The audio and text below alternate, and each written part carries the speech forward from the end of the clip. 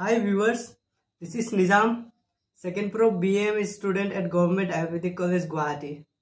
So আজিৰ ভিডিওটোত এটা update দিবলৈ আহিছো জাস্ট সো সবে গম পাই যোনবোৰ ষ্টুডেন্টে BAMS আৰু BASMS কাউন্সেলিং কৰিম বুলি ভাবি আছে হিয়তৰ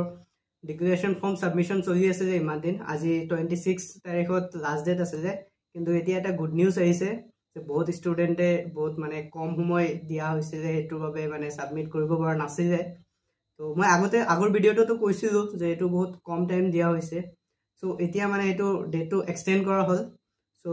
আজি নোটিস আহি গৈছে সো নতুন যেটো ডেট দিছে লাষ্ট ডেট এটো 4th অক্টোবৰ লৈকে কৰি দিয়া হৈছে 4th অক্টোবৰ গোটেই দিন মানে অফিস যেতিয়া লৈকে খোলা থাকিব তেতিয়া লৈকে ডিক্লেৰেশ্যন ফৰ্ম সাবমিট কৰিব পাৰিব সো এটা বস্তু যদি চাব যাও আজি 26 4th অক্টোবৰ লৈকে বহুত দিন আছে কিন্তু ইয়াৰ মাজত হলিডে বহুত খিনি আছে সো কালি 27 কালি দিনটো ডিক্লেৰেশ্যন ফৰ্ম সাবমিট কৰিব পাৰিব তাৰ পিছত আকৌ 28 ত সানডে আছে আৰু 29 ৰ পৰা দুৰ্গা পূজাৰ বন্ধ আছে 29 30 1st October and 2nd October বন্ধ থাকিব কলেজ একেদিন কোনো আহিব নোৱাৰিব সো ইয়াৰ পিছত আকৌ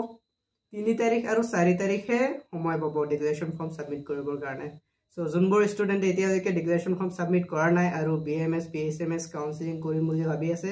সো ইহঁতৰ লগত এতিয়া 3 তাৰিখ আৰু 4 তাৰিখত আহি কেনে ডিক্লেৰেশ্যন ফৰ্মটো সাবমিট কৰি দিলে হ'ল আৰু কোনোবাই কাউন্সেলিংৰ কথা সুধি আছে যে কেতিয়ালৈকে হ'ব পাৰে